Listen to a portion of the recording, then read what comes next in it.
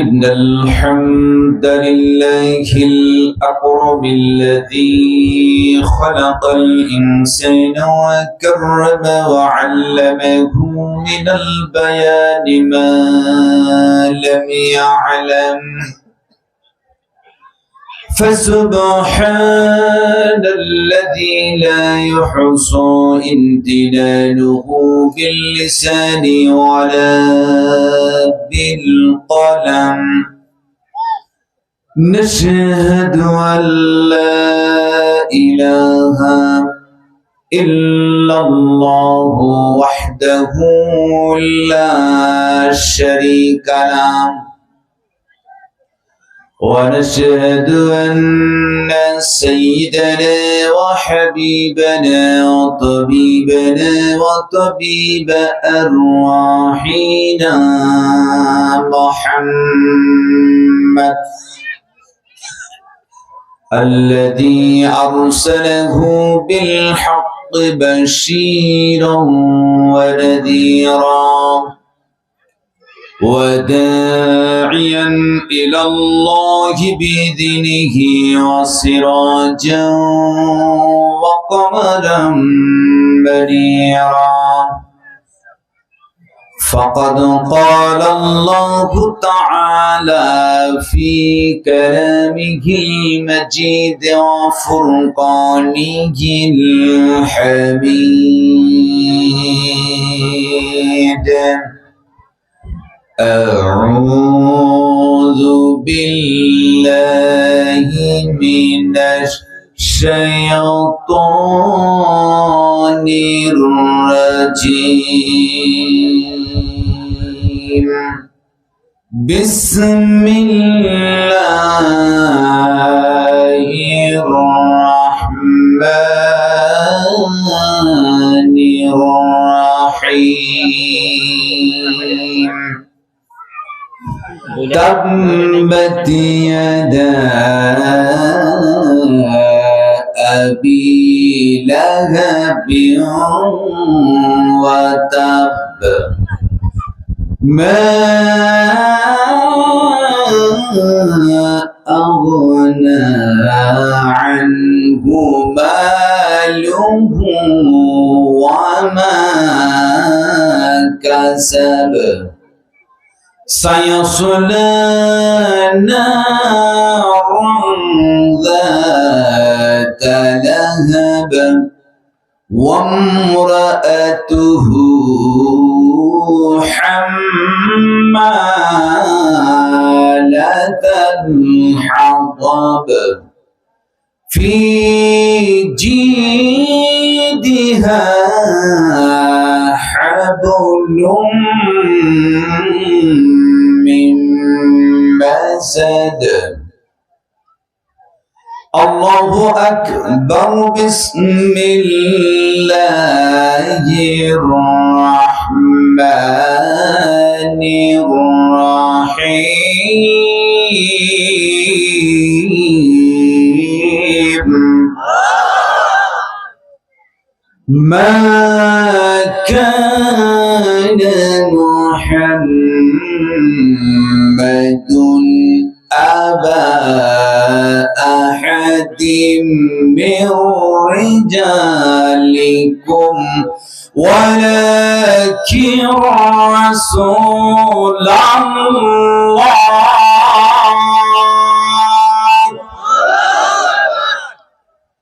ولكن رسول الله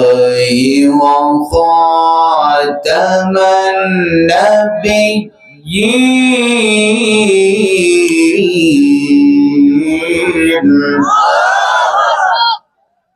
وكان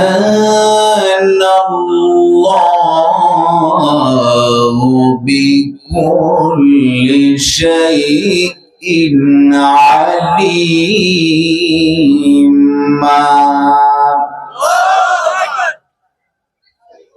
وقال الله تعالى في شان حبيبي إن الله وملائكته وملائكته يصلون على النبي يا أيها الذين آمنوا صلوا عليه وسلموا تسليما اللهم صل على محمد وعلى آل محمد كما صليت على إبراهيم وعلى آل إبراهيم إنك حميد مجيد اللهم بارك على محمد وعلى آل محمد كما باركت على إبراهيم وعلى آل إبراهيم إنك حميد مجيد সকলেই বলুন বালাগাল উলা বিকামালিহি কাশাফাত দুজা বিজামালিহি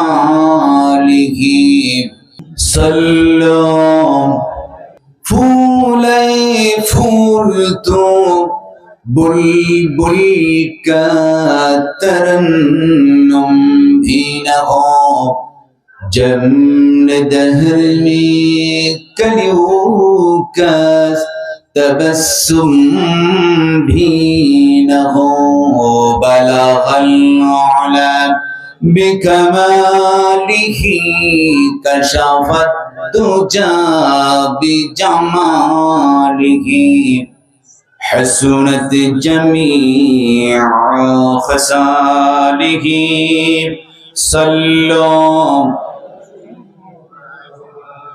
একটু জিকির করুন লা ইলাহা ইল্লাল্লাহ লা ইলাহা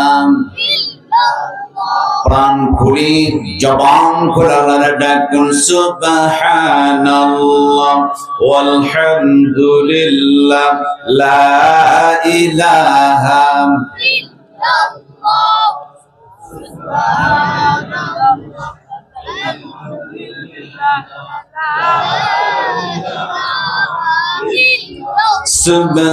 সুবহানাল্লাহ ওয়ালহামদুলিল্লাহ লা ইলাহা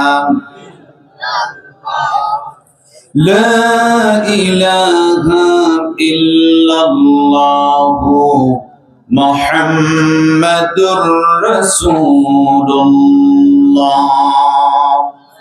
সাল্লাল্লাহু আলাইহি ওয়াসাল্লাম। লালমনিরহাট জেলার হাতীবান্ধা উপজেলার দারুল উলুম রওজাতুস সুন্নাহ মাদ্রাসার উদ্যোগে আজকের এই ঐতিহাসিক তাফসীরুল কোরআন মাহফিলের সম্মানিত সভাপতি বড়খাতা ইউনিয়ন পরিষদের সম্মানিত সদস্য জনাব মোহাম্মদ আহেদ আলী সাহেব সহ সভাপতির দায়িত্ব পালন করছেন অত্র মাদ্রাসার সম্মানিত উপদেষ্টা জনাব আলহাজ মোহাম্মদ কুদ্দুস আলী সাহেব। আজকের মাহফিলের প্রধান অতিথি যিনি হচ্ছেন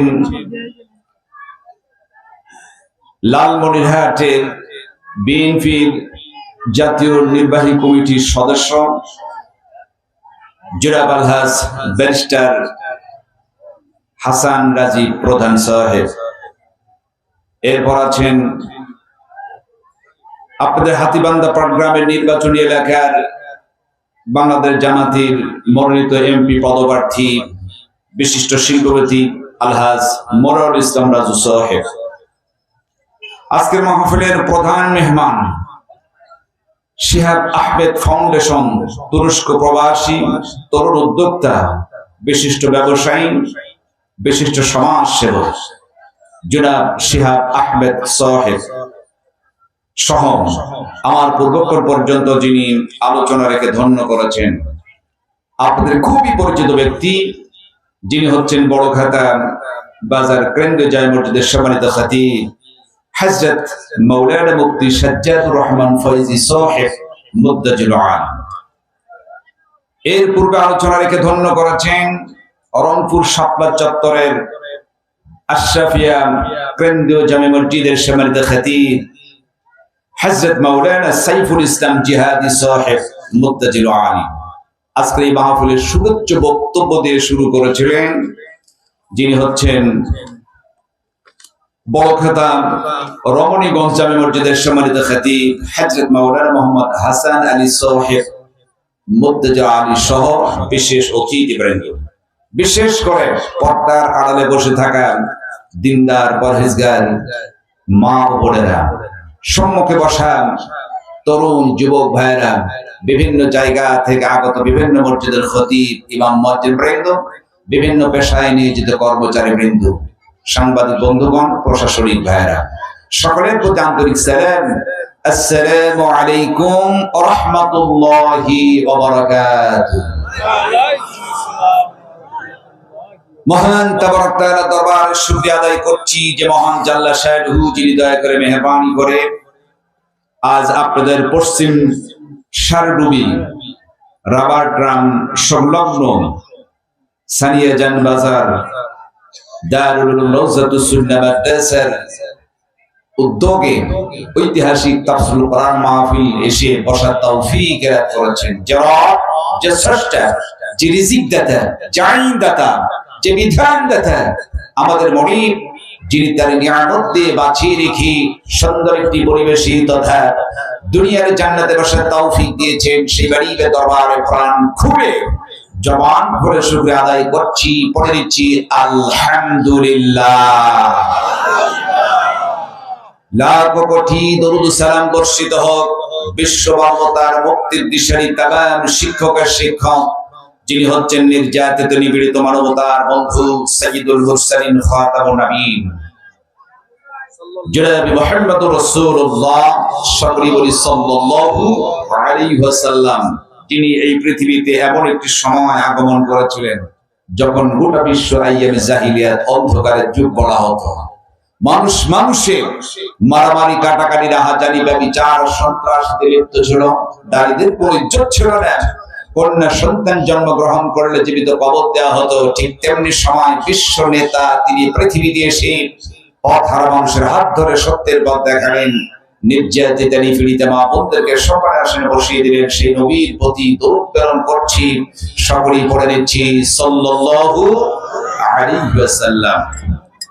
আলোচনার সূচনাতে আমি আপনাদের কাছে জানতে চাই যে রব, যে স্রষ্টা, যিনি আমাদের হায়াতকে বৃদ্ধি করে শরীর সুস্থ রেখে মহান গ্রন্থ আল কোরআনুল কারীম থেকে আলোচনা শোনার জন্য যে বসার সুযোগ করে দিয়েছেন, বসতে পেরেছি, এজন্য সকলেই খুশি না বেজার?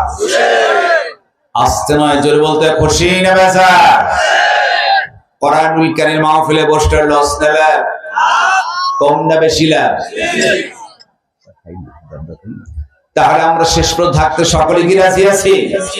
বলেন ইনশাআল্লাহ। আল্লাহ পাক তৌফিক দিন, সকলে বলেন আমিন। আমরা হেরাম বেশি রাত করব না, কারণ অলরেডি 11টা বাজে। চেয়েছিলাম 12টার মধ্যে শেষ করতে, হয়তো একটু পার হতে পারে। 1 ঘন্টার জায়গায় যদি আরো 15 মিনিট বেশি আলোচনা করি, আপনি কষ্ট পাবেন না তো? পাবেন না সবাই? আবার ভাইরা, আমি কোরআনুল কারীমের ছোট্ট একটি সূরা সূরাতুল লাহাব তেলাওয়াত করেছি, এর উপরে আলোচনা করব ইনশাআল্লাহ। তার আগে বলতে চাই, সূরাতুল লাহাব নাযিল করেছেন কে? আরো জোরে বলেন কে? কোরআনুল কারীমের 114টি সূরার মধ্যে 111 নাম্বার সিরিয়ালের দিক দিয়ে সূরাটি। এই সূরা সূরাতুল লাহাবের মধ্যে কোনো প্রকার কি ভুল আছে? কোনো সন্দেহ আছে? সন্দেহ নাই তো? আমরা কোরআন থেকে আলোচনা করব ইনশাআল্লাহ। যে কোরআনুল কারীম আল্লাহ পাক পৃথিবীতে নাযিল করেছেন বিভিন্ন প্রেক্ষাপটে, বিভিন্ন প্রয়োজনে, কখনো আযাব, গজব, সুসংবাদ, বিভিন্ন বিষয়ে টুকরো টুকরো আকারে, খণ্ডিত করে আল্লাহ পাক কোরআনুল কারীমের আয়াতে কারিমা তেলাওয়াত করেছেন দীর্ঘ 23টি বছর যাবত। কথা বলে ঠিক না? এ কোরআনুল কারীম আল্লাহ পাক যেটাকে তিনি তার বান্দার জন্য সহজ করে দিয়েছেন। কোরআন কি আমাদের জন্য কি করেছেন? সহজ করে দিয়েছেন। আমরা যারা পড়ি না আমাদের কাছে মনে হয় খুব কঠিন। আসলে কি এটা কঠিন? কোনোই কঠিন না, একদম সহজ। আর কোরআনুল কারীমের আয়াতে কারিমা যখন নাযিল হলো, আল্লাহর হাবিব আল্লাহ রাসূল তিনি এটাকে মুখস্থ করার জন্য খুব পেরেশান হয়ে যেতেন, খুব তড়িঘড়ি করতেন যাতে একটা হরফ বাদ না পড়ে যায়। যদি বাদ পড়ে ওইটা আর পাওয়া যাবে না, এই যে রাসূল খুব চেষ্টা করতেন। সুবহানাল্লাহ। আমার নবী এই পেরেশানি দেখে, আল্লাহ রাব্বুল আলামিনের পেরেশানি দেখে মায়া লেগে যেত। সঙ্গে সঙ্গে আমার রব ডেকে বললেন, লা তুহাররিক বিহি লিসানাকা লিতা'জালা বিহি। জোরে বলুন আল্লাহু আকবার। আমার বন্ধু, কোরআন কারীম মুখস্থ করার জন্য খুবই পেরেশান হওয়ার দরকার নেই। শুধু আপনি আপনার জিহ্বা সঞ্চালন করবেন আর মুখস্থ করিয়া দেওয়ার দায়িত্ব আমি আল্লাহ। আল্লাহ কোরআনুল কারীমকে তিনি সহজ করে দিয়েছে, যার কারণে আমরা দেখতে পাই পৃথিবীতে অনেক ধর্মের কিতাব আছে। বেদ বলেন, বাইবেল বলেন, মহাভারত, রামায়ণ বলেন, সামবেদ বলেন, অথর্ববেদ, যাই কিছু বলেন না কেন, এই পৃথিবীতে কোনো কিতাবের একটা হাফেজ খুঁজে পাওয়া যাবে না। কিন্তু আল্লাহর কালাম কোরআনুল কারীমের হাফেজ এই বাংলাদেশে লক্ষ লক্ষ আছে কি নাই? আছে কি নাই? কোরআনকে সহজ করে দিয়েছেন আল্লাহ। কথা বলছি কি না? সেই কোরআন আজকে আপনাদের এই দারুল উলুম রাউজাতুস সুন্নাহ মাদ্রাসা, যেখানে কয়েক শত ছাত্ররা কোরআন হেফজ করতেছেন, আলহামদুলিল্লাহ বলেন। এরকম একটা প্রতিষ্ঠান থাকাতে এই এলাকার জন্য কল্যাণ। কথা বলছি কি না? আপনাদের ছেলেদেরকে দিবেন, তারা কোরআন শিখবে। কারণ পৃথিবীর যত ডিগ্রি অর্জন করেন কোনো লাভ নাই আল্লাহর কাছে। আপনি কলেজ ইউনিভার্সিটি ডিগ্রি অর্জন করেছেন, যতক্ষণ ওহীর জ্ঞান আপনার মধ্যে না ততক্ষণ কোনো মর্যাদা আল্লাহর কাছে থাকবে না। কথা ঠিক না? আবার আল্লাহর কাছে জ্ঞান সেটা হচ্ছে ওহীর জ্ঞান। আল্লাহ রাব্বুল আলামিন বলেন, আল্লাযীনা ইয়াসতামিউনাল কওলা ফায়াত্তাবিউনা আহসানাহু উলাইকাল্লাযীনা হাদাহুমুল্লাহ ওয়া উলাইকা হুম উলুল আলবাব।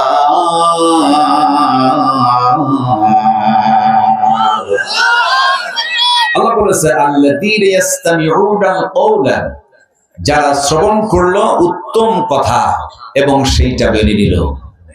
এতে বোঝা গেল যারা শুনলো এবং মানলো তার ব্যক্তিগত, পারিবারিক, সামাজিক, রাষ্ট্রীয়, আন্তর্জাতিক ক্ষেত্রে। কথা বলা ঠিক কিনা? আল্লাহ বলে হাদাহুমুল্লাহ, আমি আল্লাহ তাদেরকে হিদায়াত করে দেই। ওয়া উলাইকা হুম উলুল আলবাব, আর এরাই হচ্ছে প্রকৃতপক্ষে বুদ্ধিমান। জয় বলুন আল্লাহু আকবার। অতক্ষণ পর্যন্ত প্রকৃতপক্ষে বুদ্ধিমান জ্ঞানবান হবেন না যতক্ষণ পর্যন্ত ওহীর জ্ঞান আপনার ভিতরে না আসবে। এই যে আমি বলবো আপনাদের ছেলে ও মেয়েদেরকে আমি কোরআন শিখান, ভিত্তিটা মজবুত করেন, এরপর কলেজ ইউনিভার্সিটি লেখাপড়া করাবেন, কোনো সমস্যা নাই। কথা ঠিক না? আসুন সেই কোরআন, এটা হচ্ছে শ্রেষ্ঠ কিতাব, মুজিজার কিতাব।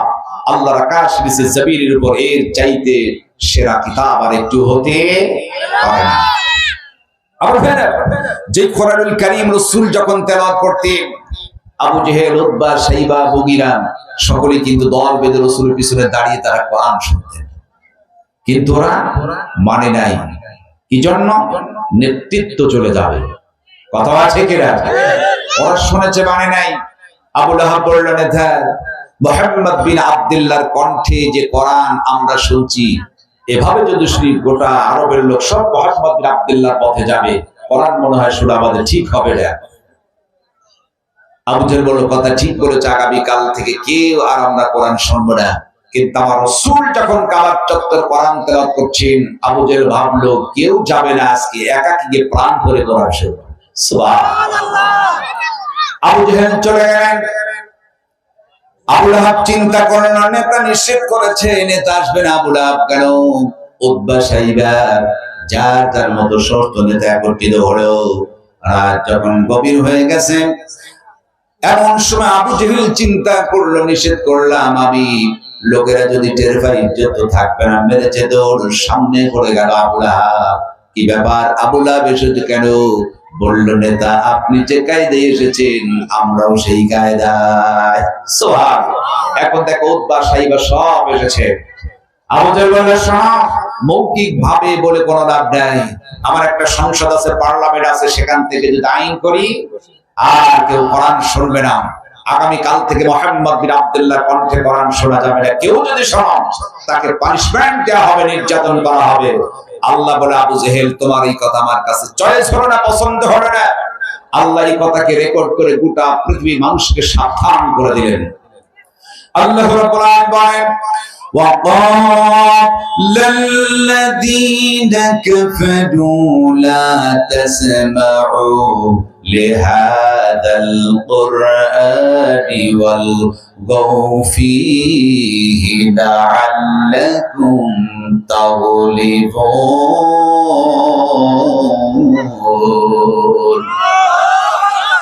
আবু জেহেল বলেছিল, লা তাসমাউ, কখনো শোনা যাবে না। আল্লাহ বললেন না, আবু জেহেলের মতো তোমরা নিষেধ করতে পারো না। যার জ্ঞান আছে, বুদ্ধি আছে, যিনি পাগল নয়, ওই ব্যক্তি কখনো কোরআনুল কারীম শুনতে নিষেধ করতে পারে না। কোরআনুল কারীমের মাহফিলে বাধা সৃষ্টি করে না, 144 ধারা জারি করতে পারে না। কথা বলেন ঠিক কি না? একজন সুস্থ মস্তিষ্কের ব্যক্তি, যার ব্রেন ভালো আছে, তিনি পাগল নয়। ওই ব্যক্তি কখনো কোরআনুল কারীমের মাহফিলে বাধা দিতে পারে না। এরপরে যদি কোরআনুল কারীমের মাহফিলে কেউ বাধা সৃষ্টি করে, 144 ধারা জারি করে, বুঝতে হবে শরীরে রক্ত, আবু জেহেলের রক্ত মিশ্রিত আছে। কথা বলেন ঠিক কি না? বিগত 16টি বছর তাফসীর কোরআন মাহফিলে বাধা সৃষ্টি হয়েছে কি হয় নাই? হয়েছে কি হয় নাই? বাংলাদেশের বিভিন্ন জায়গায় গিয়েছে, অনুমতির প্রয়োজন হয়েছে।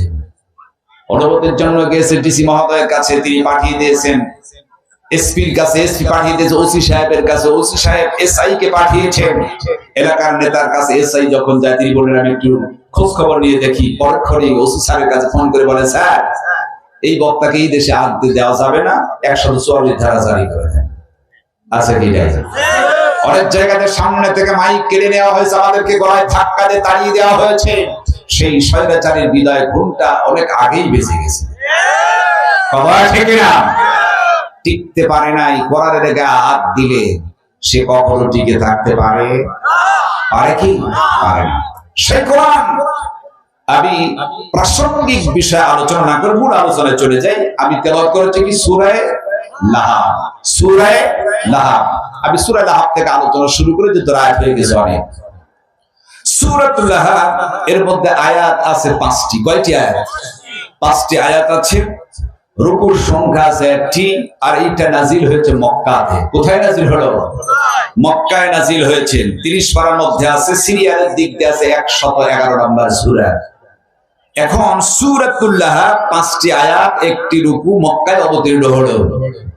30 নম্বর পারার মধ্যে আছে সূরা, সিরিয়ালে 111 নম্বর। এখন এই সূরাটি নাজিল হলো কেন? নাজিলের একটা কারণ আছে। শানে নজুলটা কি?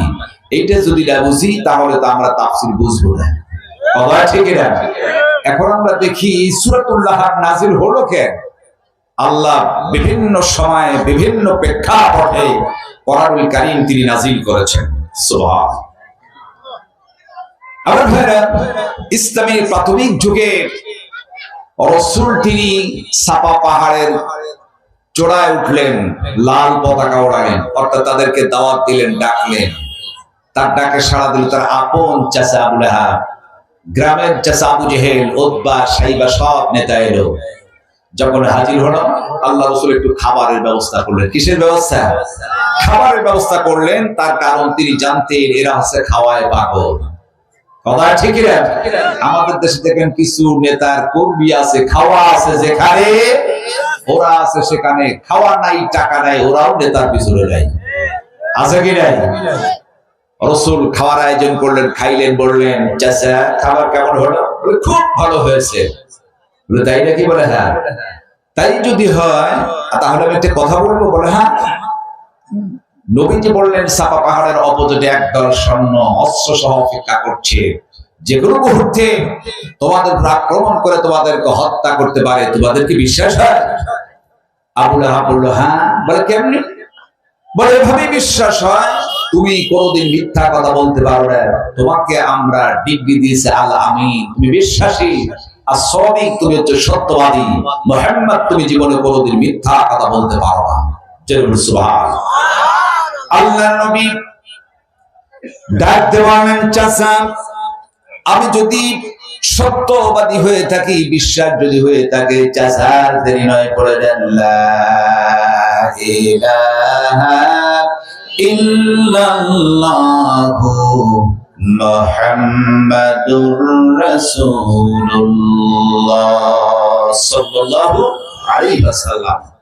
রাসূল বলে লা ইলাহা ইল্লাল্লাহ, বড় ইলাহা নাই, রিজক দাতা নাই, দাতা নাই, বিধান দাতা কেউ নাই, জমিন যার, আইন চলবে তার। যখন আল্লাহ রাসূল এই কথা বলেছেন, আল্লাহ বললেন অসম্ভব, এইটা হতে পারে না। এর আগে খুব খুশি, যখনই বলছেন জমিন যার, আইন চলবে তার। আবু লাহাব বলল তাব্বালাকা ইয়া মুহাম্মদ, তুমি ধ্বংস হও। আবু লাহাব আবার রাসূলকে আগে একটা গালি দিলেন। কি দিলেন? গালি দিয়েছেন প্রত্যেকটি নবী এবং রাসূল আলাইহিস সালাতু ওয়াস সালামকে সেই যুগের কাফেরেরা আগে দিয়েছে গালি, এরপর গায়ে হাত উঠিয়েছে। কথা বলা ঠিক কি না? আমার রাসূলকেও আগে দিল গালি, এরপরে হাত উঠালো।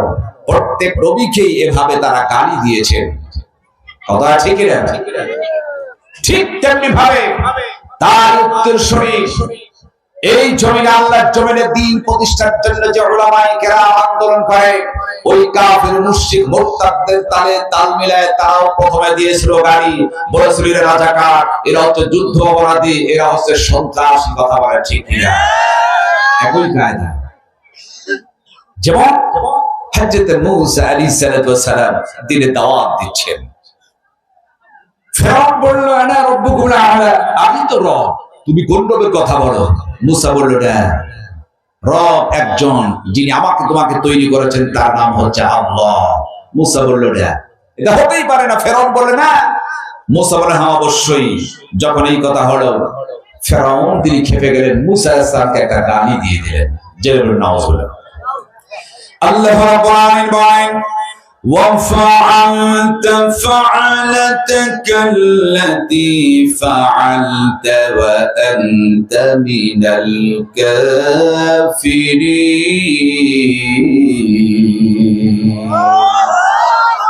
ফেরাউন বলল মূসা, তুমি যা করার করেই ফেলেছ। মূসা, তুমি একজন অকৃতজ্ঞ, তুমি তো কাফির।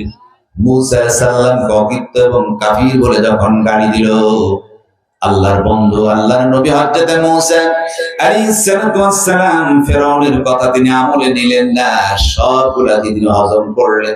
তিনি দাওয়াত দিয়ে চলছেন। ফেরাউন দেখলাম গালি দেওয়ার পর শোনে না, নতুন কায়দায় আবার ফেরাউন মূসাকে আবারও গালি দিয়ে বলল আনা খায়রুম মিন হাযাল্লাযী হুয়া মাহিনু ওয়া লা ইয়াকাদু ইউবিন।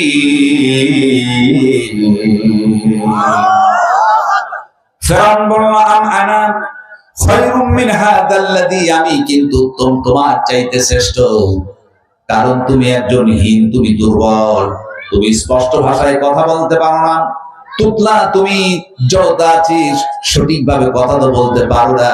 তোমার চাইতে আমি উত্তম। হযরত মূসা নবীকে তারা দুর্বল হিসেবে গালি দিল। কথা বলেন ঠিক কি না? মূসা আলাইহিস সালাম ফেরাউন গালি দিচ্ছেন, মূসা নবী দিনের দাওয়াত বন্ধ করেন নাই। ফেরাউন ভাবলো গালি দিয়ে কোনো লাভ নাই, এখন মূসার গায়ে হাত উঠাতে হবে, নইলে তার হয় না। সৈন্য সামন্ত অস্ত্র সহ মূসা আলাইহিস সালামকে মারার জন্য যখন ষড়যন্ত্র করলেন, আল্লাহর নির্দেশ হলো মূসা নবীর সামনে যায় পড়লো বিশাল নদী।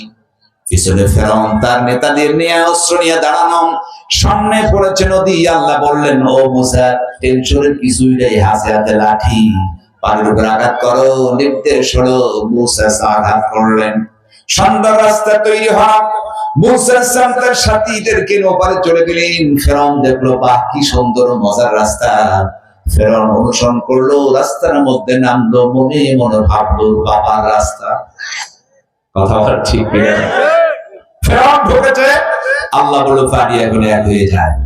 পানি এক হয়ে গেল। ফেরাউনকে সুবাইয়া পানি খাওয়াইলো, জন্মের মতো হাইরে রব, স্বৈরাচারী কায়দায় দেশ শাসন করেছে, পানি খাইলো, পেটটা ফটকা মাছের মতো ইয়া হইল। আল্লাহ সুবাইয়া তাকে দুনিয়ার মধ্যে নিঃশ্বাস করলেন। কথা বলেন ঠিক কিনা?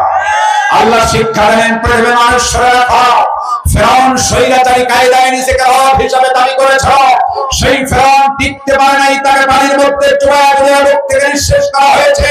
সুতরাং তোমরা যতই শক্তির বাহাদুরি দেখাও না কেন, ফেরাউনের কাছ থেকে শিক্ষা নাও। আমি আল্লাহ তোমাদের কেমনে ভাবে ডুবাইয়া পানি খাওয়া ধাক্কা মার বানাতে পারি। কথা বলেন ঠিক কিনা? আল্লাহ আছে কি নাই? না, আল্লাহ মনে হয় দুর্বল হয়ে গেছে। দুর্বল হয়েছে? আল্লাহ আছে। জাতির পিতা ইব্রাহিমকে ছাড়েন নাই নমরুদ। আল্লাহ বলেন, নমরুদ তুমি আমার বন্ধুর সেই পাল্লা দিচ্ছ, কোন সৈন্য সামন্ত কিচ্ছু লাগবে না, এক দুর্বল মশা দিয়ে তোমাকে শেষ করবো। সুবহানাল্লাহ। ওই আল্লাহর ক্ষমতা আছে কি নাই? আল্লাহর কিন্তু ক্ষমতা আছে। ঢুকলো মশা, ঢুইকা কাটুস কুটুস করে কামড়ে, নমরুদ থাপ্পড় মারে, একটু ভালো লাগে, ছেড়ে দেয়, আবার ব্যথা। এরপর হয় না জুতার পিটুনি, জুতা দিলেই পিটুনি দিলে ভালো লাগে, নামালেই যন্ত্রণা।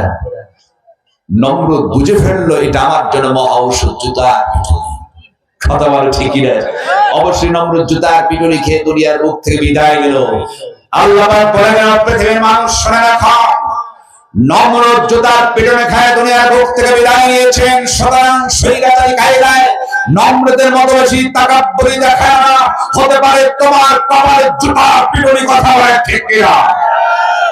ওই আল্লাহ আছে কি নাই? জুতার পিটুনি পড়ছে না পড়ে না?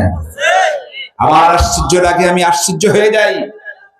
এই দেশের একজন প্রধান বিচারক, নাম ছিল কালামানি। নাম কি?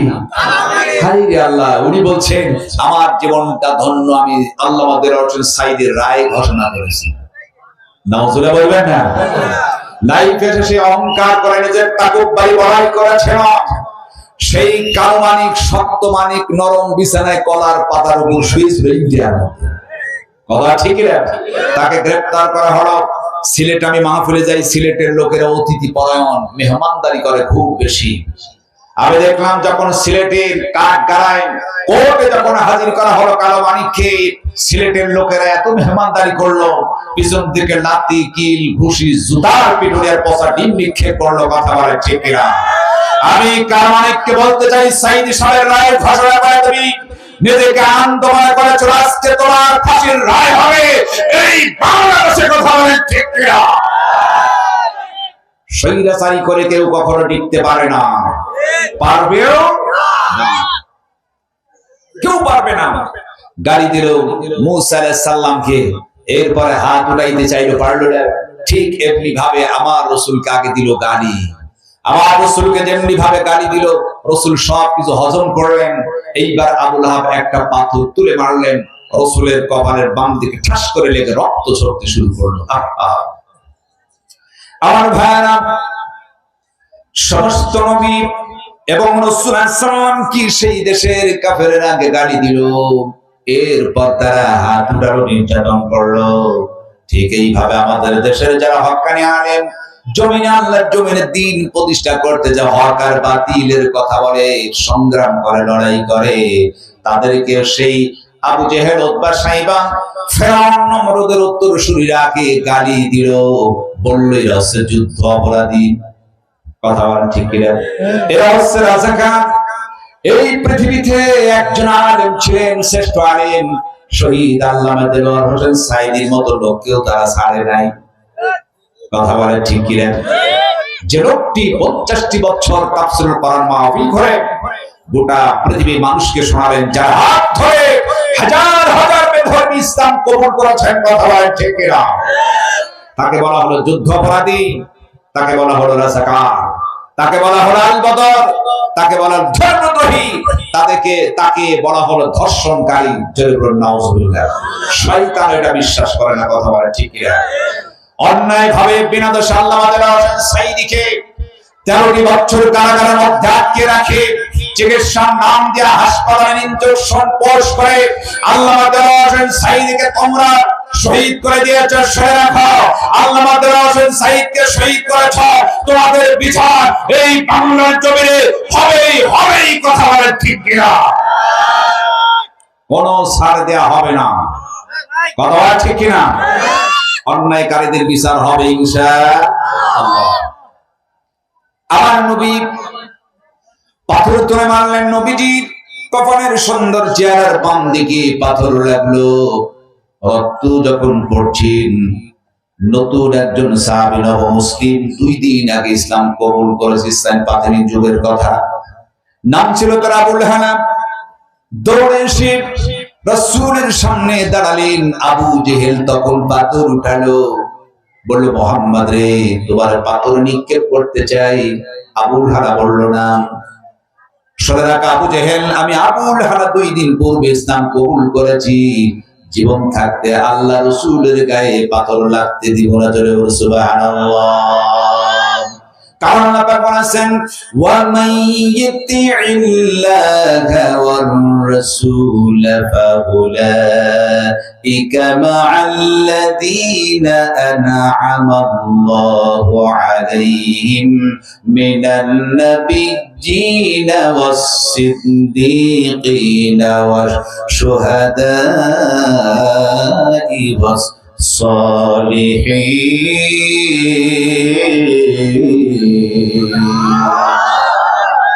আল্লাহ রাব্বুল আলামিন বলেন, যারা ওয়া মান ইতিইল্লাহা ওয়ার রাসূল, আল্লাহ এবং রাসূলের ইত্তেবা করবে, ফাউলাইকা মা'আল্লাযীনা আন'আমা আল্লাহ, আল্লাহ বলেন আমি তাদের বন্ধু বানাবো, তাদের সাথী বানায় দেব। আন'আমা আল্লাহ, তারা হচ্ছে নিয়ামত প্রাপ্ত বান্দা। আমার আল্লাহ নিয়ামত প্রাপ্ত বান্দাদের সাথে আমাদের বন্ধুত্ব বানায় দিবেন। জয় সুবহানাল্লাহ।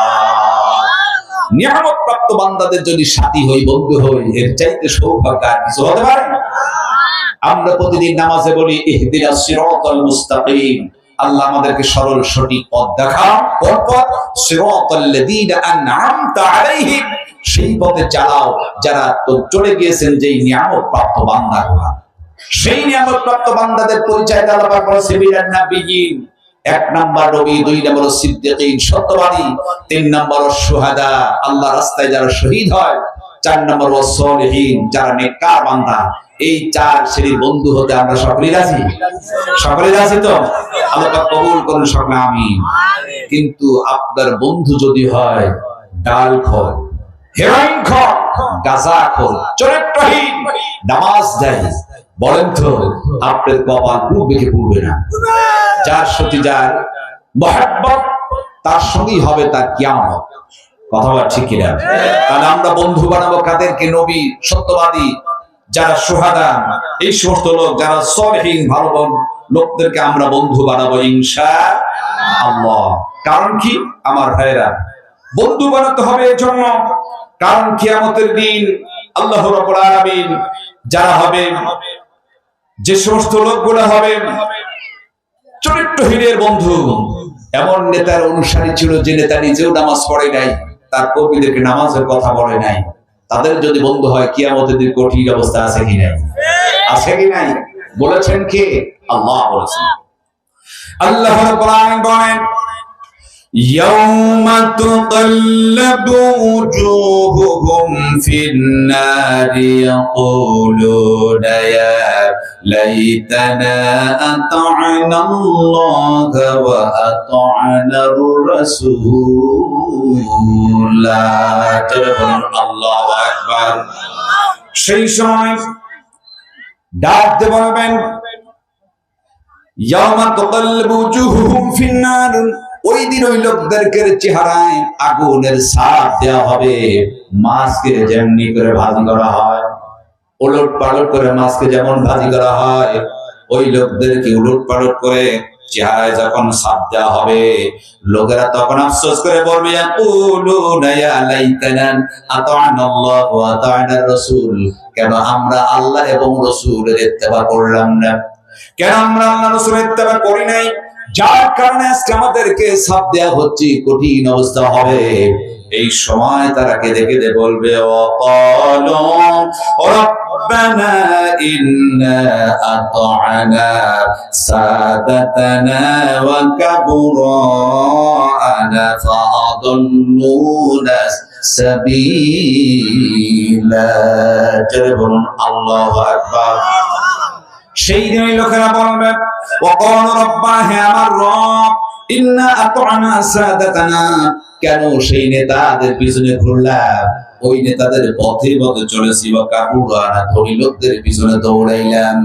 নেতাদের যে অবস্থা, নেতারা ডেকে বললো, আমার কর্মীরা শোনো, আজকে আমার যে দশা, তোমাদের সেই দশা, কেন আমার কথা শুনলাম, আজকে কিছুই করতে পারবে না, আমি যাই অবস্থা তোমারও সেই অবস্থা। নেতা তখন পালায়ন করবে। কথা বলেন ঠিক কি? এই জন্য যেই নেতা হবে জাহান্নামী, তার কর্মীগুলো হবে জাহান্নামী। কথা বলেন ঠিক কিনা? সুতরাং এই ধরনের পচা নেতা, যেই নেতারা কোনোদিন বললো না, ও আমার কর্মী, তোমরা 5 ওয়াক্ত নামাজ পড়বা, তোমরা মা বাবার খেদমত করো, সত্য কথা বলবো, এই কথা যে নেতারা বললো না, কখনো আমাদের যুব সমাজ ওই দল করতে পারে না। কথা বলেন ঠিক কিনা? আমার ভাইয়েরা, এই জন্য আবুল হালাম নবমুসলিম 2 দিন পূর্বে ইসলাম কবুল করেছেন, ঈমান তার বৃদ্ধি হলো।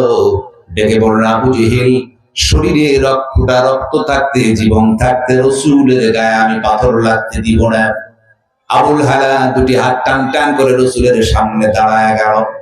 আবু জেহেল পাথর উঠালেন, চট করে পাথরের নাম আবুল হালার বুকের উপর পাথর লেগে গেল, রক্তক্ষরণ হয়। উতবা দাঁড়ালো একটা পাথর নিয়ে। আবুল হালা বলল, উতবারে, পাথর মার রাসূলের গায়ে লাগতে দিব না, বুকটা পেতে দিলাম, পাথর আমার বুকে মারো, আমার জীবন থাকতে রাসূলের গায়ে আমি পাথর লাগতে দিব না। আল্লাহু আকবার! কি আশিকে রাসূল, কি মহব্বত, রাসূলের প্রেম ভালোবাসা, এরাই হচ্ছে প্রকৃত পক্ষে আশিকে রাসূল। কথা বলা ঠিক কিনা? আমরা তো শুধু দেওয়ালে লিখে রাখি বিশ্ব আশিকে রাসূল, আছে কি নাই? আমার রাসূলের বিপক্ষে যখন এই দেশের নাস্তিক কোরআনগাররা যখন গালি দেয়, সুস্থ আশিকে রাসূল একটাও খুঁজে পাওয়া যায় না। মিটিং মিছিলে নাই, স্লোগান নাই, পেপার পত্রিকা একটা বিবৃতি হয় না, অথচ দেওয়ালে লিখে রাখে আশিকে রাসূল। এরা কখনো আশিকে রাসূল হতে পারে না। কথা বলা ঠিক কিনা? এটা হচ্ছে আশিকে শয়তান। কথা ঠিক কিনা? রাসূলকে গালি দেয় যার হৃদয়ে আঘাত লাগে না, সে কখনো মুমিন হতে পারে না। আমার ভাইয়েরা, যখন আবু জেহেলের পাথর লাগলো, দাম আরেকটি পাথর মেরেছেন, চট করে এসে আবুল হালার বুকে 2য় পাথর লেগে গেল। সাইবা দাঁড়ালেন, বললেন, আবুল হালা সরে যাও, মুহাম্মদ বিন আব্দুল্লাহকে পাথর মারতে দাও। তিনি 2টি হাত টান টান করে দাঁড়ালেন, যেমনি ভাবে আপনাদের রংপুরের আবু সাইদ 2টি হাত টান টান করে দাঁড়ালেন। স্বৈরাচার, নিফাজ্জার, স্বৈরাচারী সরকারের পতন ঘটানোর জন্য আপনাদের রংপুরে আবু সাইদ 2টি হাত টান টান করে দাঁড়ানো। পুলিশ বাহিনী, গুন্ডা বাহিনী বুলেট ছড়লো, 1, 2, 3টা করে আবু সাইদের বুকে সাজদা করে দিল। জমির উপর ঢলে পড়লেন, রক্ত ঝরলো। আবু সাইদের রক্তের বিনিময়ে 24 সালে বাংলাদেশ পুনরায় স্বাধীনতা অর্জন করলো। কথা বলেন ঠিক কিনা? আমার ভাইরা, এই পৃথিবীতে শহীদের রক্ত যত বেশি ঝরবে, ইসলামের পতাকা খুব তাড়াতাড়ি উড্ডীয়মান হবে। কথা বলেন ঠিক কিনা? আমার ভাইরা, বিল্ডিং তৈরি করতে গেলে অসংখ্য ইটকে ভেঙে টুকরো টুকরো করে অসংখ্য ইটকে মাটির মধ্যে যেতে হলো, এরপর সুন্দর একটা বিল্ডিং তৈরি হলো। কথা বলে ঠিক কিনা? এই দেশে কালেমার পতাকা উড্ডীয়মান হবে তখন, যখন অসংখ্য মানুষকে শহীদ হয়ে রক্ত ঝরায় মাটির নিচে চলে যাবে, তখনই এই দেশে কালেমার পতাকা পথ করে উঠবে। কথা বলেন ঠিক কিনা? আমার ভাইরা, কত মা, কত বোন, কত ভাই, কত ছেলে, কত মেয়ে রক্ত দিল, স্বৈরাচারী সরকার বুলেটের হাতে তাদেরকে শহীদ করেছে। কথা বলেন ঠিক কিনা? বিনা দোষে আমাদের ছেলেদের যারা কোরআনের কথা বলে মামলা হামলা মিথ্যা বানোয়াটি দিয়া দেশের পর দিন বছরের পর বছর কারাগারের মধ্যে রাখলো। কত হাজারি, কত কান্না নারী আর পুরুষ, কত মা কাঁদলো, কত সন্তানের চোখের পানি ঝরলো মজলুমের কান্না। আমার আল্লাহ রাব্বুল আলামিন তিনি কবুল করেছেন। কথা বলেন ঠিক কিনা? আল্লাহ কবুল করেছেন যার জন্য স্বৈরাচারী নিপাত দিয়েছে। কথা বলেন ঠিক কিনা? আবুল হালাব দুটি হাত টান টান করে আবু সাইদের মতো দাঁড়ালো। দ্বিতীয় আর একটি পাথর চলে এলো। আবুল হালার বুকে যখন পাথর লাগলো, সাইবার পাথর, বুকের হাড়টি ভেঙে ভিতরে যখন ঢুকে গেল, আবুল হালা তিনি পড়ে গেলেন সাফা পাহাড়ের গোড়ায়। চলে এলেন হযরত আবু বকর ওমর দৌড়ে এসে নব মুসলমান আবুল হালা কুসু করে ধরলেন। কাবার চত্বরে নিয়ে যাওয়া হলো। কাবার চত্বরে যখন নিয়ে গেলেন, আবুল হালা কখনো হুশ কখনো বেহুশ, কখন যেন দুনিয়ার মুক্তি বিদায় দেয়। নবী আমার ছুটে এলেন, আবুল হালার সামনে দাঁড়ালো, ডেকে বলল, আবুল হালা, ও আবুল হালা, 2 দিন পূর্বে ইসলাম কবুল করেছো, তোমার ঈমান আল্লাহ এত মজবুত বানায় দিল। আমাকে তুমি এতই ভালোবাসো যার কারণে কাফিরদের 3টি পাথরের আঘাত তোমার বুকে লেগেছে। 3টি পাথর লাগলো। একজন কাফির চলে এলো, দেখে বলল, আবুল হালাকে 3টা পাথর মেরেছো, ও পাহাড়ের নিচে পড়ে আছে, এখনো কিন্তু মরে নাই। ভারী ওজনের একটা পাথর আনলেন। আবুল হালার মাথার উপরে যখন আঘাত করা হলো, সঙ্গে সঙ্গে মাথার খুলি উল্টে গেল, মগজগুলা বের হয়ে গেছে। আবু বকর ওমর লাস্টে আবু বকর ওমর আবুল হালাকে নিয়ে যখন কাবার চত্বরে রাখলেন, রাসূল দৃশ্য দেখে আর নিজেকে ধরে রাখতে পারছেন না।